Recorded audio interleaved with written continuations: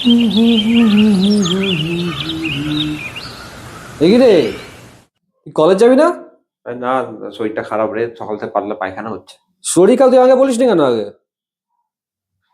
হঠাৎ করে মানে শরীরটা খারাপ তো, পেটটা পায়খানা হচ্ছে, কি করবো আর। এই দাঁড়া, আমি ডাক্তারকে ফোন করছি, দাঁড়া। এই কেস গেছে রে। ঠিক আছে, ডাক্তার আসুক, আমি ঠিক ম্যানেজ করে নেবো ডাক্তারকে। বাট দাদাকে না বলা যাবে না, ডাকুক ডাক্তারকে। হ্যালো, হ্যাঁ ডাক্তারবাবু, আমি সৌরভ মাইতি বলছি।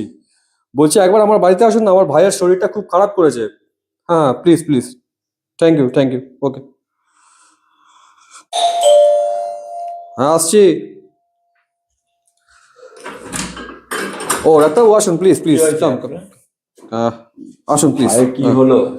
আসুন না, একটু সকাল থেকে ওর নাকি শরীর খারাপ, আমাকে জানায়নি জানেন তো, আসুন। এই দেখুন, সকাল থেকে শুয়ে আছে, আমাকে সকালে বলছে নাকি খুব শরীর খারাপ, কলেজে কামাই হয়ে গেল।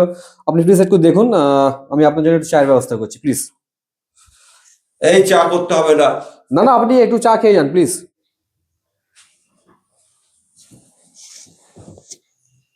বলছি একটুখানি কাশি নিয়ে। কি হলো, ওটা কি? বলছি আমার শরীর খারাপ হয়নি, আমি ঠিক আছি, ভালো আছি, বুঝতে পারলেন? আমার কলেজ আছে, পরীক্ষা আছে তো। বদমাশি হচ্ছে। আস্তে আস্তে দাদা শুনতে পাবে। বলছি শুনুন না, শুনেন, আজ কলেজে পরীক্ষা আছে, কিচ্ছু প্রিপারেশন নিয়ে নি, বুঝতে পারলেন? পরীক্ষা দিতে যাবো না আজকে, ওই জন্য শুয়ে শুয়ে করে দিচ্ছি। আমি কলেজে জানিয়ে দেবো আমি হসপিটালে ভর্তি হয়ে গেছিল। ঠিক আছে, আপনি শুধু এটা আমাকে লিখে দিন প্লিজ, তো প্লিজ। দাঁড়াও, আমি দেখাচ্ছি। এই, এদিকে আসুন তো। হ্যাঁ ডাক্তারবাবু। আপনার ভাই কিচ্ছু হয়নি, সবটা বদমাশি। ও পরীক্ষা দেবে না, আর সেই বাহানা নিয়ে শুয়ে আছে। দেখুন, আমি চললাম, আমি লিখবো না। ঠিক আছে ডাক্তারবাবু, কিছু মনে করবেন না, ওর চিকিৎসা আর আমি আসবো করছি না, ডাক্তারবাবু। ডাকবো না। সব পড়াশোনা করবে না, করবে না। তোর চিকিৎসা আমি করব।